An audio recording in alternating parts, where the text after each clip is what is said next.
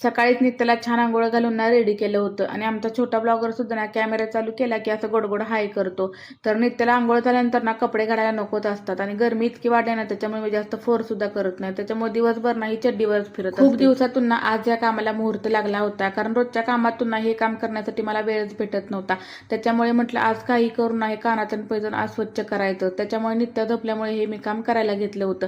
फक्त निरमा वापरूनच ना मी हे स्वच्छ केलं होतं आणि अगदी नव्यासारखी ना अशी चमक आली होती. दुपारी ना माझं एक पार्सल रिसीव्ह झालं होतं आणि त्याच्यामध्ये ना असे मी मेकअपचे पाऊच मागवले होते.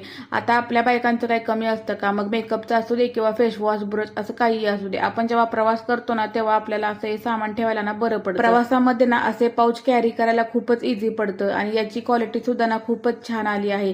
संध्याकाळी जास्त स्वयंपाक नव्हता म्हणून ना मी मस्त मटका कुल्फी बनवली होती. आता याची रेसिपी ना मी तुमच्यासोबत लवकरच शेअर करेन. जेवण वगैरे झाल्यानंतर ना मी लगेच रात्रीची ड्युटी करायला घेतली, ते म्हणजे ना किचन क्लीन करणं आणि भांडी घासणं. कारण सकाळच्या कामासाठी ना सकाळचाच वेळ पुरत नाही, त्याच्यामध्ये ह्याची वाढ कशाला. तर मस्त भांडी वगैरे घासली आणि उद्या सकाळी केस वॉश करायचे होते म्हणून ना लगेच केसांना तेल लावायला घेतलं. रात्री जर असं केसांना तेल लावून मसाज केले ना तर रात्रीची झोप अगदी सुखाची आणि शांत लागते. हो ना, यावर तुमचं काय मत आहे ना ते मला कमेंटमध्ये नक्की कळवा. चला मग आजच्यासाठी एवढंच, भेटूया आता नेक्स्ट ब्लॉगमध्ये. तुम्ही आपल्या चॅनलवर नवीन असाल तर आपल्या चॅनलला नक्की फॉलो करा. भेटूया नेक्स्ट ब्लॉगमध्ये, तोपर्यंत बाय बाय.